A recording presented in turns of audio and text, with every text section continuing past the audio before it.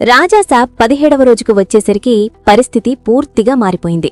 Release అయిన మొదటి వారం భారీ ఓపెనింగ్స్తో దూసుకెళ్లిన సినిమా రెండో వారం ముగిసేలోపే బాక్సాఫీస్ వద్ద తన శక్తిని చాలా వరకు కోల్పోయింది. ప్రభాస్ పేరు మీద మొదటి రోజుల్లో వచ్చిన హైప్ ఇప్పుడు పూర్తిగా తగ్గిపోయింది.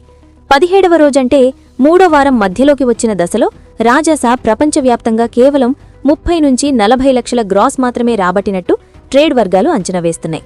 కొన్ని ఏరియాల్లో అయితే రోజుకు 10,000 రూపాయలు కూడా రాని థియేటర్లున్నాయి. నైజాంలో సుమారు 12 నుంచి 15 లక్షలు, ఆంధ్రాలో 8 నుంచి 10 లక్షలు, సీడెడ్లో 4 నుంచి 5 లక్షలు, కర్ణాటకలో 2 నుంచి 3 లక్షలు, ఓవర్సీస్లో 5 నుంచి 7 లక్షలు మాత్రమే వచ్చినట్టు సమాచారం. మొత్తం కలిపితే ఒక రోజు కలెక్షన్ 1 కోటి కూడా దాటని స్థాయికి రాజాసాబ్ వచ్చేసింది.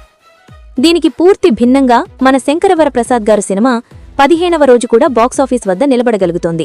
2 వారాలు పూర్తయినా ఇంకా ప్రేక్షకులు థియేటర్లకు వస్తున్నారు. 15వ రోజు వర్కింగ్ డే అయినప్పటికీ ఈ సినిమా ప్రపంచవ్యాప్తంగా సుమారు 1.2 నుంచి 1.5 కోట్ల గ్రాస్ సాధించినట్టు ట్రేడ్ అంచనా.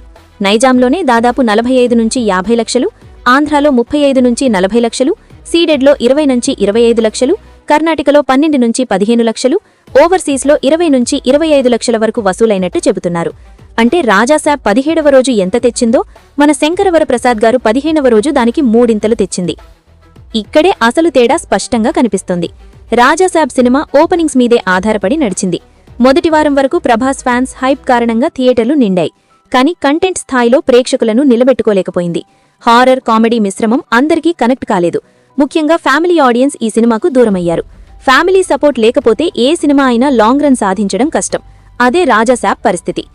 మన శంకరవరప్రసాద్ గారు మాత్రం పూర్తిగా ఫ్యామిలీ ప్రేక్షకుల సినిమాగా మారింది. పిల్లలు, పెద్దలు, మహిళలు అందరికీ సరిపడే ఎంటర్టైన్మెంట్ ఉండటంతో ఈ సినిమా రిపీట్ ఆడియన్స్ను సృష్టించింది. ఒకసారి చూసిన వాళ్లు మళ్లీ తమ కుటుంబాన్ని తీసుకుని వస్తున్నారు. అందుకే 15వ రోజు కూడా 1 కోటి దాటిన గ్రాస్ సాధ్యమైంది. మొత్తం కలెక్షన్ల పరంగా చూస్తే కూడా ఈ తేడా స్పష్టంగా కనిపిస్తోంది. రాజాసాబ్ ఇప్పటివరకు భారీ గ్రాస్ సాధించినా రెండో వారం నుంచే డౌన్ అయిపోయింది. మన శంకరవరప్రసాద్ గారు మాత్రం రోజులు గడిచే కొద్దీ స్థిరంగా నడుస్తోంది. ఒకటి ఫ్లాష్ హిట్లాగా మొదలై త్వరగా ఆగిపోతే ఇంకొకటి స్లోగా కాని బలంగా ముందుకు సాగుతోంది. రాజాసాబ్ 17వ రోజు కలెక్షన్ ఒక చిన్న పట్టణంలో కొత్త సినిమా ఫస్ట్ డే కలెక్షన్ స్థాయిలో కూడా లేదు. కానీ మన శంకరవరప్రసాద్ గారు 15వ రోజు కూడా కొత్త చిన్న సినిమాల మొదటి రోజు కలెక్షన్లతో పోటీపడుతోంది. ఇదే కంటెంట్ పవర్ అంటే. ఈ 2 సినిమాల ప్రయాణం చూస్తే ఒక విషయం స్పష్టంగా అర్థమవుతుంది. స్టార్ పవర్ ఓపెనింగ్స్ ఇస్తుంది, కానీ లాంగ్ రన్ ఇవ్వదు. ప్రేక్షకులను థియేటర్కు మళ్లీ రప్పించేది కంటెంట్ మాత్రమే.